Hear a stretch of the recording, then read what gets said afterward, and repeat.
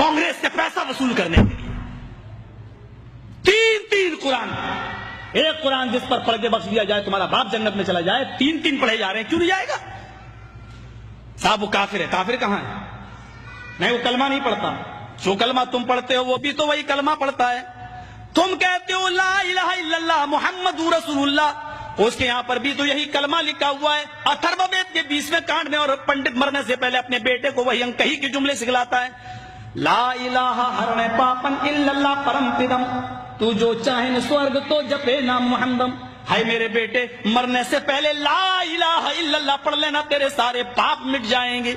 ला इलाहा हरणे पा इल्लल्लाह, ला इलाहा हरणे पापन इल्लल्लाह परम पिदम, ला इलाहा इल्लल्लाह पढ़ लेना, तेरे सारे पाप हरण हो जाएंगे, मिट जाएंगे। यही तो अल्लाह के नबी ने कहा था, इन्नल इस्लाम यहदिमु मा कान क़ब्ला, इस्लाम ले आओ। इस्लाम कब लाया जाता है? जब कलमा पढ़ा जाता है। मा कान क़ब्ला, जितने भी गुनाह तुमने किए हैं सारे के सारे गुनाह माफ हो जाएंगे। जो कलमा तुम पढ़ते हो वही तो वो भी पढ़ते हैं। फर्क इतना है। दलील क्या है? तुम खड़ी मूर्ति की पूजा कर रहे हो, वो पड़ी मूर्ति, एक पड़ी मूर्ति की, एक खड़ी मूर्ति की। ये शंकर भगवान की मूर्ति है, ये बड़े पीर साहब का या निजामुद्दीन औलिया का मजार है, यह अहमद रजा खां का मजार है। ये खड़ी मूर्ति है, ये पड़ी है।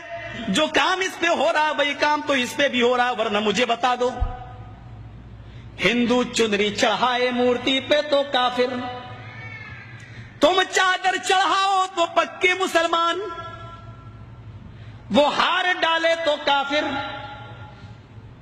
तुम फूल बरसाओ तो पक्के मुसलमान। ये कोई चीज खाने की मूर्ति पे चढ़ाए तो कहे प्रसाद, प्रसाद खाना हराम। यहां पर कोई चीज चढ़ाई जाए उसको कहो तबर्रुक है, और ये खाना बड़ा मुबारक। हिंदू मूर्ति धोकर उसका पानी पिए और कहे कि ये गंगा जल से ज्यादा पाक पवित्र है, इससे बीमारियां सही हो जाती हैं।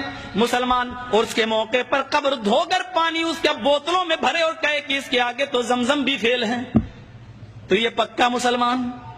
जो काम इस पे हो रहा है वही काम तो इस पे हो रहा है। और आज मैं फतवा देने का आदी नहीं हूं, लेकिन आज जज्बात में हूं, मैं ये फतवा दे के चला जाता हूं। मेरे प्यारे साथियों, अल्लाह की कसम, अगर भारत के और पाकिस्तान के, हिंदुस्तान और पाकिस्तान के, हिंदुस्तान का ये 20 करोड़ मुसलमान और पाकिस्तान का वो 15 करोड़ 10 करोड़ मुसलमान, अगर ये चादर चढ़ाने के बाद, चुनरी चढ़ाने के बाद, तबर्रुक खाने के बाद अगर ये जन्नत के अंदर चला गया, तो काबे के रब की कसम खा के कहता हूं कि भारत का 60 करोड़ हिंदू भी एक एक करके जन्नत में चला जाएगा।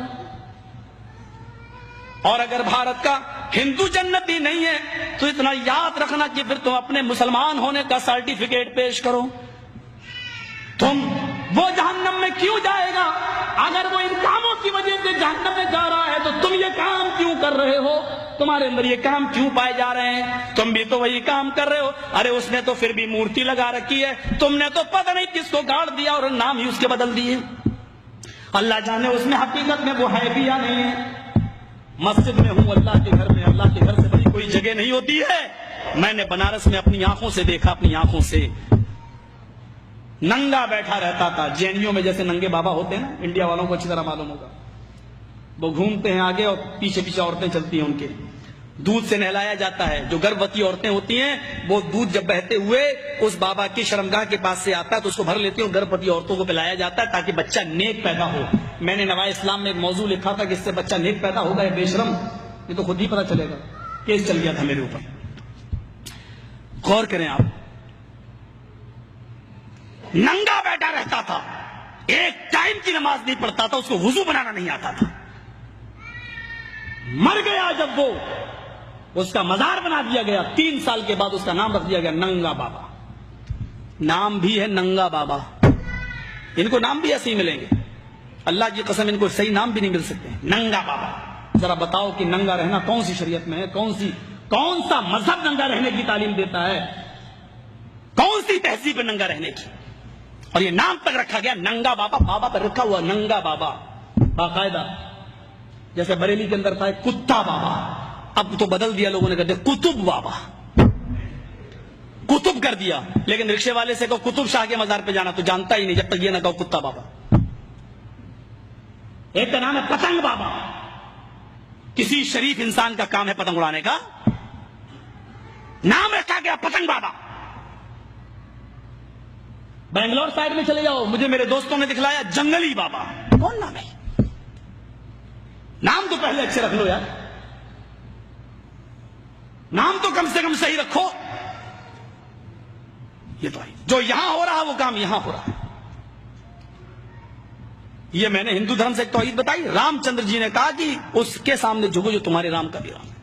ذرا اولڈ ٹیسٹامنٹ سے ایک توحید سنیے, اولڈ تورات سے, اولڈ ٹیسٹامنٹ. موسیٰ علیہ الصلوۃ والسلام نے کہا اللہ کیا مجھ سے بھی زیادہ کوئی تیری عبادت کرتا ہے؟ اوپر سے آواز آئی فلاں جنگل میں کہ میرا بندہ ہے وہ تجھ سے بھی زیادہ میری عبادت کرتا ہے.